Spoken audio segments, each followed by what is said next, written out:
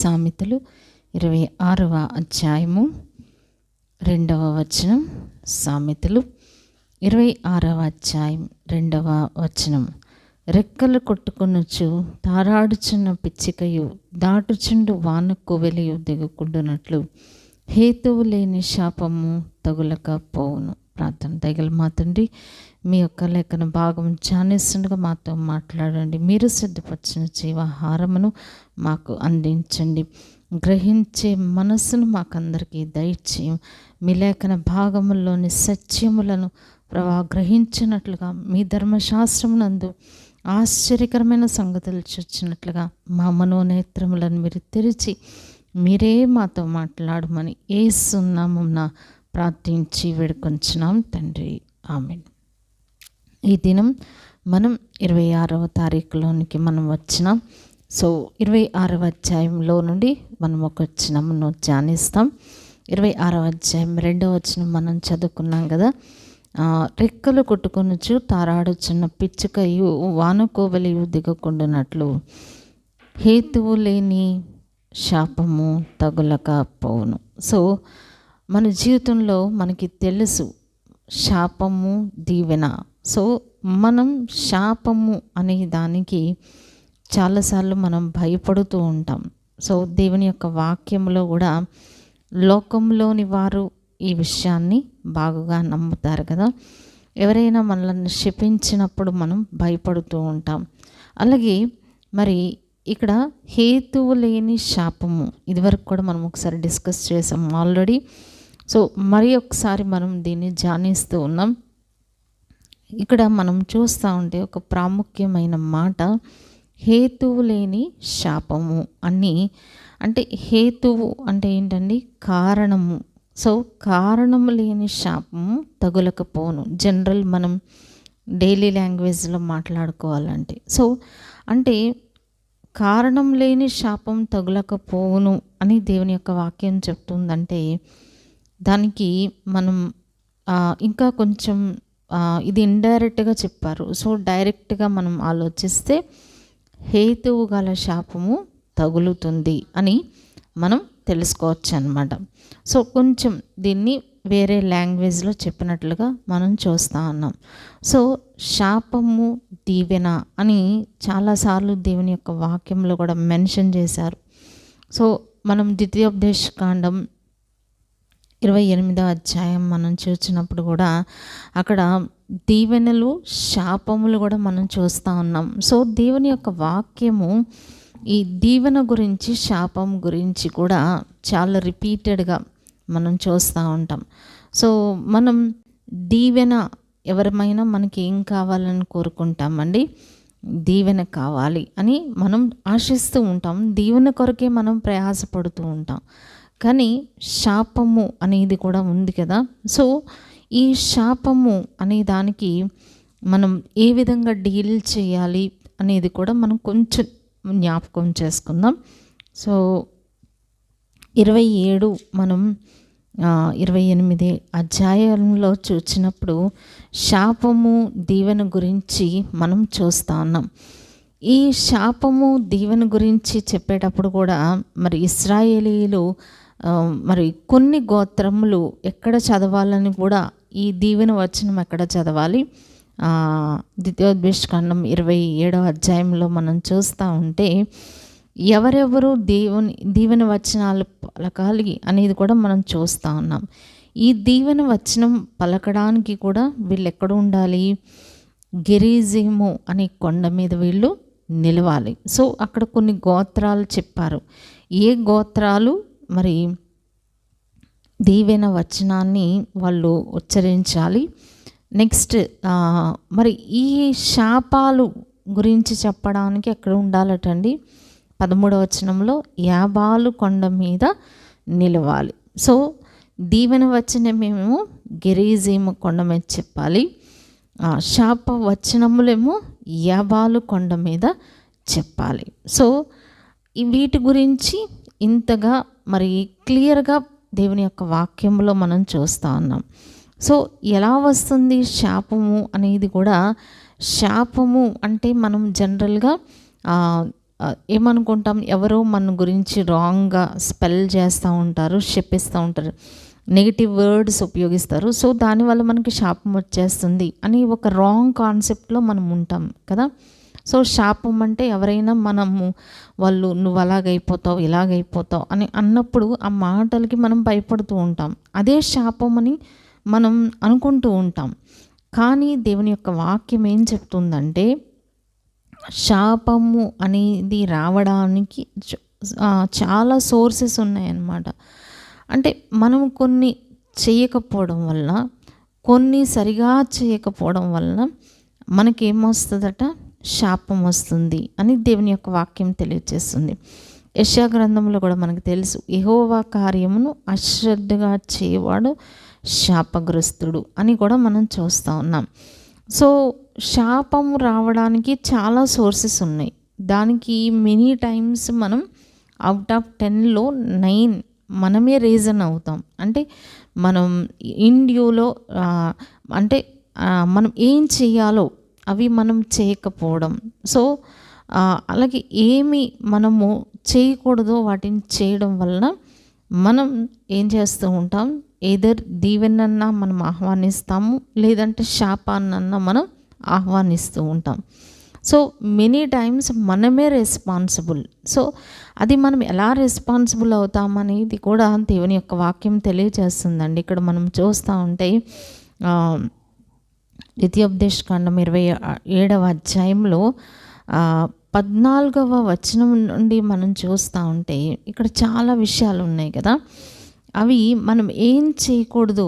So ఇక్కడ కొన్ని moral values కూడా మనం కలిగి ఉండాలి. ఆ మోరల్ వాల్యూస్ అనేవి వివాహము చేసుకునే విషయాల్లో కూడా మనం ఏ విధంగా ఉండాలి అనేది, ఎలాంటి వారిని మనం అంటే మన బ్లడ్ లైన్లో ఎవరిని ఏ విధంగా చేసుకోకూడదు అనేది కూడా దేవుని యొక్క వాక్యం తెలియజేస్తుందన్నమాట.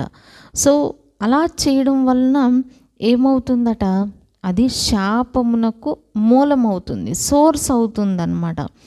సో ఆ శాపాన్ని ఎవరు ఇండ్యూస్ చేసుకుంటారు అంటే, ఎవరైతే దేవుడు ఏదైతే వద్దు కాదు అని కొన్ని పర్టికులర్ ఉన్న ఆజ్ఞలు, సో అవి వాటిని మనము డీవియేట్ అవ్వడం వలన, వాటిని మనం చేయకపోవడం వలన, లేకపోతే దేవుడు వద్దన్నది మనం కోరుకున్నప్పుడు, దాన్ని మనం పొందినప్పుడు అవి శాపమునకు సోర్స్గా ఉంటాయి అన్నమాట. సో ఇవన్నీ మనకి ఎలా తెలుస్తాయి, దేవుని యొక్క వాక్యాన్ని మనం బాగుగా ధ్యానించాలి. సో మనకి తెలుసు, యెహోషువ గ్రంథంలో ఈ యొక్క ఎప్పుడైతే ఆ యొక్క యెరికో పట్టణం గురించి కూడా మనకు ఒక ఇన్సిడెంట్ మనం జ్ఞాపకం చేసుకుంటే, అక్కడ ఏం చెప్పారు, యెహోషువ గారు ఆల్రెడీ ముందుగానే ఆయన ఒక వార్నింగ్ కూడా ఇచ్చారండి. అది కూడా ఒకసారి మనం చూద్దాం. యెహోషువ గ్రంథము మనం 3వ అధ్యాయంలో మనం చూస్తూ ఉంటే, ఈ యెరికో పట్టణాన్ని వాళ్ళు కాంకర్ చేసుకొని ఆ యొక్క పరిస్థితిలో అక్కడ ఏం జరిగిందండి, మరి ముందుగానే ఈయన విషయాలన్నీ కూడా చాలా క్లియర్గా మనకి చెప్పినట్లుగా మనం చూస్తూ ఉన్నాం. ఇక్కడ మనం చూస్తే యెహోషువ గ్రంథము 5వ అధ్యాయం అండి. యెహోషువ గ్రంథము 5, 4, 5, 6 వచనములు ఇవన్నీ కూడా మనం చూస్తూ ఉంటే ఇదంతా మనం చాలా ఎంతగా ఈ యొక్క యెరికో పట్టణం విషయంలో ఏం జరిగిందనేది మనకంతా తెలుస్తుంది. సింపుల్గా మనం చూస్తే 6వ అధ్యాయము 18వ వచనములో, శపింపబడిన దానిలో కొంచెమైనను మీరు తీసుకొనిన ఎడల మీరు శాపగ్రస్తులై ఇశ్రాయేలీయుల పాళెమునకు శాపం తెప్పించి దానికి బాధ కలుగు చేదురు గనుక శపింపబడిన దానిని మీరు ముట్టకూడదు. ఇక్కడ మనం చూస్తూ ఉంటే ఈ శాపము అనేది ఈ ఒక్క వచనంలో ఎన్నిసార్లు రిపీట్ అయిందండి? 4 times రిపీట్ అయింది. 4 సార్లు వచ్చింది కదా. సో శపించబడినది లేకపోతే శాపగ్రస్తులు, శాపము అని మనం ఇందులో 4 టైమ్స్ మనం చూస్తూ ఉన్నాం. ఎందుకు ఇంత రిపీటెడ్గా ఈ వర్డ్ని ఉపయోగించి చెప్పారు అంటే, ఆల్రెడీ ప్రభువు దాన్ని ఏం చేసినారు, శపించేశారు. సో దాన్ని మీరు ఇక్కడ ఏం చెప్పారు, ఇక్కడ ఎట్లీస్ట్ మీరు దాన్ని టచ్ చేయొద్దని చెప్పారు. దాన్ని ఏమన్నారు ఇక్కడ, ముట్టకూడదు అని చెప్పారనమాట. అంటే ఎట్లీస్ట్ దాన్ని ఏం చేయాలి, ఏం చేయకూడదు, టచ్ చేయకూడదు. కానీ ఈయన ఏం చేశారు, మనం చూస్తూ ఉంటే అందులో కొంత తీసుకొని, అదే మనం ఈ శాపం అనే దాని గురించి మనం ఆలోచించినప్పుడు 7వ అధ్యాయం 1వ వచనంలో శపితమైన దాని విషయంలో అనేది మనం చూస్తూ ఉన్నాం. అలాగే 7వ అధ్యాయం 1వ వచనం మనం మిడిల్లో చూస్తే ఏముందండి, ఆకాను శపితము చేయబడిన దానిలో కొంత తీసుకునేను అనే మాటను మనం చూస్తున్నాం. సో ఈ శాపము అనేది ఏ విధంగా వచ్చిందండి ఆకానికి, ఎలా వచ్చిందంటారు? సో దాన్ని టచ్ చేయొద్దని చెప్పారు, కానీ సో ఆకాను వినలేదు. ఫైనల్గా దాని యొక్క మరి కాన్సిక్వెన్స్ ఎంత భయంకరంగా ఉంది అని మనం చూస్తూ ఉంటే 7వ అధ్యాయంలో కూడా మనం చూస్తే వీళ్ళు అందరూ ఏం చేశారంటే, అదంతా కూడా ఏదైతే ఈయన తీసుకున్నాడో అదంతా కూడా ఏం చేశారు, కాల్చివేశారు. మొట్టమొదటిగా దాన్ని ఏం చేశారు, రాళ్ళతో కొట్టి వాళ్ళని అగ్ని చేత కాల్చివేశారనమాట. సో దేవుని యొక్క కోపోద్రేకము ఇక్కడ మనం చూస్తూ ఉన్నాం. కాబట్టి శాపము అనేది ఎలా వచ్చింది ఇతని జీవితంలో, ఆకాను జీవితంలో. ఆకాను ఒక్కడే పాపం చేశాడు, కానీ టోటల్ ఫ్యామిలీ సఫర్ అయినట్లుగా మనం చూస్తూ ఉన్నాం. సో ఇక్కడ మనం చూస్తూ ఉంటే మనం ఒక్క ఎగ్జాంపుల్ మనం చూస్తూ ఉంటే 27వ అధ్యాయం 24వ వచనంలో, చాటున తన పొరుగు వాణిని కొట్టువాడు శాపగ్రస్తుడు అని చెప్పగా ప్రజలందరూ ఆమేన్ అని అనవలెనని మనం చదువుకుంటున్నాం. సో చాలా ఉన్నాయి కదా ఇక్కడ. ఇవన్నీ మనం ఇంటికి వెళ్ళి పర్సనల్గా మనం చదివితే ఇవన్నీ కూడా మనకు అర్థమవుతూ ఉంటాయి అన్నమాట. సో ఎంతగా మనం శాపాన్ని ఎలా తెచ్చుకుంటున్నాం అనేది ఇక్కడ దేవుని యొక్క వాక్యంలో అనేకమైన రీజన్స్ ఉన్నవి. సో ఈ రీజన్స్ అన్నీ కూడా మనం స్టడీ చేసినప్పుడు ఏది మనం ఎలిమినేట్ చేయాలి మన లైఫ్లో అనేది మనకి తెలుస్తూ ఉంటుంది. సో మన టాపిక్లోనికి మనం వస్తే ఈ శాపము దీవెన అనేది మనం ఇక్కడ చూస్తూ ఉన్నాం. అలాగే ద్వితీయోపదేశ కాండంలో 28వ అధ్యాయంలో కూడా మనం చూస్తూ ఉంటే ఇక్కడ దీవెనలు ఏ విధంగా వస్తవి అనేది మనం చూస్తున్నాం అన్నమాట. 28వ అధ్యాయము 1వ వచనము నుండి మనం చూస్తూ ఉంటే, నీవు దేవుడైన యెహోవా మాట శ్రద్ధగా విని నేడు నేను నీకు ఆజ్ఞాపించిన ఆయన ఆజ్ఞలన్నిటిని అనుసరించి నడుచుకునిన ఎడల నీ దేవుడైన యెహోవా భూమి మీద ఉన్న సమస్త జనముల కంటే నిన్ను హెచ్చించు. నీ దేవుడైన యెహోవా మాట వినిన ఎడల ఈ దీవెనలు మీ మీదకి వచ్చి నీకు ప్రాప్తించును.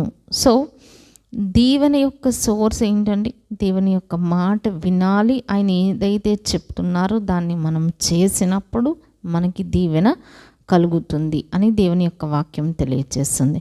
కాబట్టి ఈ దీవెనలు అనేవి ఎలా ఉంటావో కూడా 1 నుంచి 14 వచనాలు మనం చూస్తూ ఉన్నాం. అలాగే శాపము అనేది మనం చూస్తూ ఉంటే 15వ వచనము నుండి మనం చూస్తే ఇక్కడ ఎన్ని వచనాలు ఉన్నాయండి, 68వ వచనం వరకు. సో అంటే మనం ఎన్ని అండి, 53 వచనములు కదా. 53 వచనములు ఏమున్నాయి, ఏమేమి ఉంటాయట, శాపములు. సో అంటే 1 నుండి 14 వచనాలేమో ఆశీర్వాదాలు, దీవెనలు ఇవన్నీ ఉన్నాయి. సో అంటే ఎన్ని టైమ్స్ డబల్ అయిందండి మనం చూస్తూ ఉంటే 53 వచనములు అన్నమాట. సో మరి శాపానికి సోర్స్ ఏంటి, దీవెనకి సోర్స్ ఏంటి, ఇవన్నీ కూడా మనం చదివితే మనకి తెలుస్తూ ఉంటుంది. కాబట్టి మనము దీవెన కావాలి అని మనం అనుకుంటూ ఉంటే మరి మనము దేవుని యొక్క ఆజ్ఞలు కట్టడలు అన్నిటినీ కూడా వాటిని మనం ఒబే అవుతూ ముందుకు కొనసాగాలని దేవుని యొక్క వాక్యం తెలియజేస్తుంది. సో మనము దేవుని యొక్క వాక్య ప్రకారముగా మనము జీవిస్తూ ఆయన చెప్పిన స్టాండర్డ్స్లో మనం జీవిస్తూ ఉంటే ఏమవుతుందట, హేతువు లేని శాపము తగులకపోను. సో ఎప్పుడైతే దేవుని యొక్క వాక్యాన్ని మనం ధ్యానిస్తూ ఆయన మాటలు ఏదైతే ప్రభువారు మనకి మరి ఖండితంగా వ్రాయించారో వాటిని మనము పాటిస్తూ ఆ శాపానికి సోర్స్ ఏంటో వాటిని మనం చేయకుండా ఉన్నప్పుడు దీవెనకి సోర్స్ అయినవి ఆ దీవెనను మన మీదకి వచ్చి ప్రాప్తించే విధంగా మనము ఆ విధంగా దీవెన కలిగేలాగా మనం జీవించినప్పుడు ఈ శాపములు మన జీవితంలో ఉండి దేవుడు మరి తొలగించువారిగా ఉన్నారు. కాబట్టి హేతువు లేని శాపము తగులకపోవును అని దేవుని యొక్క వాక్యం తెలియజేస్తూ ఉంటుంది. చాలాసార్లు మనము అంటే అక్కడ ఎప్పుడైతే మనము దేవుడు వద్దు అని చెప్పారో మనం చదువుకున్నాం కదా, శాపాలు చాలా ఉన్నాయి. అవన్నీ అంటే మనము ఎలా ఉండాలి, ఏ విధంగా మనం జీవించాలి, అలాగే డూస్ అండ్ డోంట్స్ కూడా అందులో ఉన్నాయి. అవి చేయాల్సినవి చేయాలి, చేయకూడని వాటిని మానేయాలి. దేవుడు ఏ రిలేషన్స్ వద్దన్నారు వివాహంలో, ఇవన్నీ కూడా అన్నమాట. మనము వీటిని పాటించినప్పుడు ఏమొస్తుంది, అక్కడ శాపం వస్తుంది. మరి మనము అంటే అక్కడ రీజన్ వస్తుంది అనమాట. అంటే ఒకవేళ దేవుడు వద్దు, ఏదైతే వద్దు అన్నారు, ఇమ్మోరల్గా ఉండే రిలేషన్స్ ఏంటి అనేది అక్కడ తెలియజేస్తారు కదా. ఒకవేళ అవి చేస్తూ ఉంటే అక్కడ ఏమొస్తుంది, ఒక రీజన్ వస్తుంది. శాపం రావడానికి ఒక రీజన్ వస్తుంది. సో మనము అలాంటి మరి గ్రౌండ్ అపవాదికి ఆ శాపమునకు ఒక బేస్ అనేది మనం ఇవ్వకుండా ఉన్నప్పుడు ఆ శాపములు మన మీదికి రావు అని దేవుని యొక్క వాక్యం తెలియజేస్తుంది. కాబట్టి హేతువు లేని శాపము తగులకుండా ప్రభు మనలను భద్రపరిచేవారై ఉన్నారు. అయితే ఇప్పుడు అంటే ఆయన చెప్పిన స్టాండర్డ్స్, మరి దీవెనికి సోర్స్ ఏంటో, శాపంనకు సోర్స్ ఏంటో అవన్నీ దేవుడు రాయించినారు ఆల్రెడీ. సో ఈ శాపం గురించి ఇంకా చాలా విషయాలు ఉన్నాయి.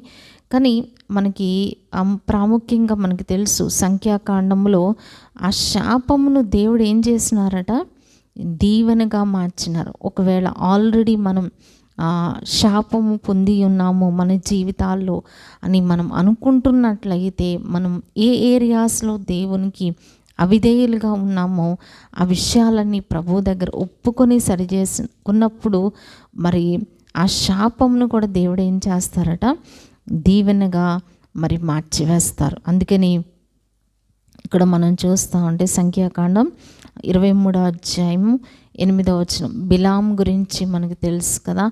బిలాము ఏ విధంగా దేవుని ప్రజలను శపించడానికి మరి అక్కడ ద్రవ్యం తీసుకొని బయలుదేరినప్పుడు గాడిద చేత దేవుడు అడ్డగించినట్లుగా మనం చూస్తూ ఉన్నాం. అప్పుడు బిలాము మాట్లాడే మాటలు ఇక్కడ మనం చూస్తూ ఉంటే 8వ వచనంలో ఏమున్నాయండి, ఏమని శపింపగలను దేవుడు శపింపలేదే, ఏమని భయపెట్టగలను దేవుడు భయపెట్టలేదే. ఏమంటున్నాడు ఇతను, ఏమని శపించగలను దేవుడు శపించలేదే. అంటే మనం కూడా మన జీవితాల్లో అనేక మంది మనలను ఈ విధంగా శపిస్తూ ఉంటారు, ఈ విధంగా మన మీదికి వస్తూ ఉంటారు. మరి బాలాకు బిలామును ప్రోత్సహించాడు కదా డబ్బు ఇచ్చి. సో మన జీవితాల్లో కూడా శపించడానికి అనేక మంది, మనలను శపించడానికి అనేక మంది ప్రోత్సహిస్తూ ఉంటారు. అక్కడ డబ్బు ఇచ్చాడు, కానీ ఈనాటి కాలంలో మనం చూస్తున్నాం కదా, ఒకళ్ళని మంచి చేసుకుని మనకి విరోధంగా మాట్లాడే విధంగా ప్రేరేపిస్తూ ఉంటారు. వాళ్ళకు ఒక మంచి భోజనం పెట్టి, వాళ్ళు ఎవరైతే మనకి విరోధంగా ఉన్నారో వాళ్ళు ఏం చేస్తూ ఉంటారండి, వాళ్ళకు ఒక మంచి భోజనం పెట్టు, లేకపోతే ఒక మంచి ట్రీట్ ఇచ్చో, లేకపోతే వాళ్ళకి ఏదో ఉపకారం చేసినట్టు నటించో ఏం చేస్తూ ఉంటారు? శపించడానికి ప్రోత్సహిస్తూ ఉంటారు. బట్ దేవుని యొక్క చేతిలోనే ఉన్నవి దీవెన, ఆశీర్వాదం.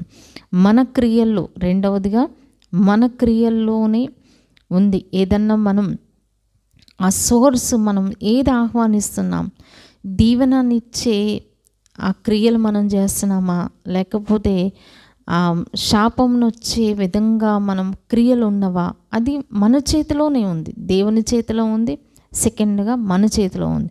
సో ఇక్కడ మనం చూస్తూ ఉంటే, ఎప్పుడైతే ఇశ్రాయేలు ప్రజలు ప్రభు వైపు చూచినారో, బాలాకు బిలామును ప్రోత్సహించినప్పటికీ కూడా మరి రాను అన్న బిలామును కూడా ఏదో విధంగా తనని మభ్యపెట్టి, ఏదైతే తను తీసుకురావడం వరకు అచీవ్ అయ్యాడు గోల్, బట్ ఆ కార్యము జరిగించలేకపోయాడు కదా. సో బిలాము తన దగ్గరకు వచ్చినప్పుడు ఏమంటున్నాడు బిలాము? ఏమని శపింపగలను? దేవుడు శపింపలేదే. ఒకవేళ ఇలాంటి వాటి గురించి మనం భయపడుతూ ఉన్నామేమో. అనేక మంది బిలాము వలె, బాలాకు వలె శపిస్తూ ఉన్నారేమో. మనం వాటికి భయపడనవసరం లేదు. సో ఎప్పుడైతే ఒక్కొక్కసారి కొంతమంది మన నుండి సహాయం ఆశిస్తూ ఉంటారు, డబ్బుల కొరకు లేకపోతే దేని కొరకు. సో మనం ఎఫర్ట్ చేయలేనప్పుడు, మనం చేయలేనప్పుడు వాళ్ళు ఏం చేస్తూ ఉంటారండి? శపిస్తూ ఉంటారు. సో మన దగ్గర ఉన్నదా లేదా, మనం చేయగలమా లేదా అనేది అనవసరం. వాళ్ళు అన్నప్పుడు మనం చేయలేదు కాబట్టి వాళ్ళు ఏం చేస్తూ ఉంటారు? మనం చాలామందిని ఇలాంటి వాళ్ళని క్రాస్ చేస్తూ ఉంటాం డైలీ లైఫ్లో కదా. సో చేయలేదు కాబట్టి శపిస్తూ ఉంటారు. కానీ మనం హేతువు లేని శాపాలకు మనం భయపడనవసరం లేదు. సో ఇక్కడ బిలాముకు డబ్బు ఇచ్చి ప్రోత్సహించారు. మన జీవితంలో చూస్తూ ఉంటాం,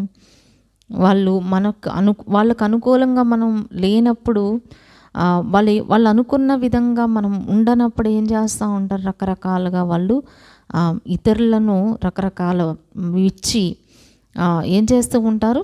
వాళ్ళని ఎంకరేజ్ చేస్తూ ఉంటారు శపించడానికి. బట్ అలాంటి వాటికి మనం భయపడని అవసరం లేదని దేవుని యొక్క వాక్యం తెలియజేస్తుంది. అది దేంతో పోల్చారంటే ఒక పక్షితో పోల్చారనమాట. ఆ పక్షి ఏ విధంగా ఆకాశంలో రెక్కలు కొట్టుకొనిచ్చు పక్షులు ఏం చేస్తూ ఉంటే వాటికి ఒక గోల్ ఉంటుంది అనమాట.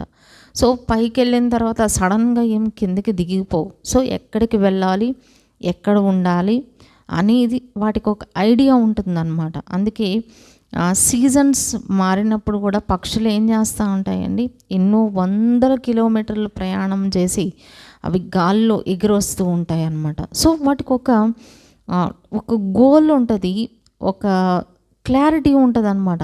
సో ఏ ఏరియాలో దిగాలి, ఎక్కడ ల్యాండ్ అవ్వాలి, సో ఆ సీజన్ అంతా ఎక్కడ సర్వైవ్ అవ్వాలి అనేది వాటికి ఒక చక్కని క్లారిటీ ఉంటుంది అన్నమాట. సో వేగ్గా అవి గాల్లో ఎగరు, వేగ్గా ఎక్కడ పడితే అక్కడ ల్యాండ్ అయిపోవు అన్నమాట. అంటే దానికి ఒక క్లారిటీ ఉంది, దానికి తెలుసు. సో మనకి తెలుసు కదా, కొల్లేరు ఏరియాస్లో కొన్ని రకాల పక్షులు కొన్ని రకాల సీజన్స్లో అవి అరుదుగా వస్తూ ఉంటాయి. అంటే ఎక్కడెక్కడి నుంచి ఎలా రాగలుగుతున్నవి అవి అని మనం చూసినప్పుడు వాటికి ఒక క్లారిటీ లేనిదే అంత దూరం ప్రయాణం చేసి రావు కదా.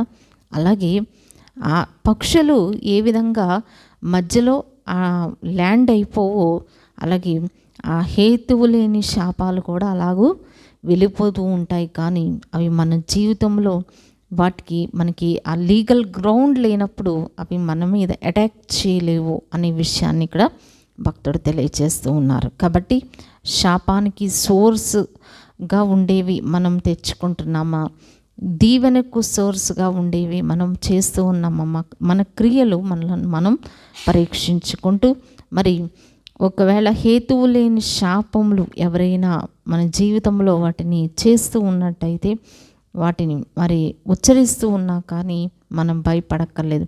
అందుకే బిలాం గురించి దేవుడు చెప్పారు.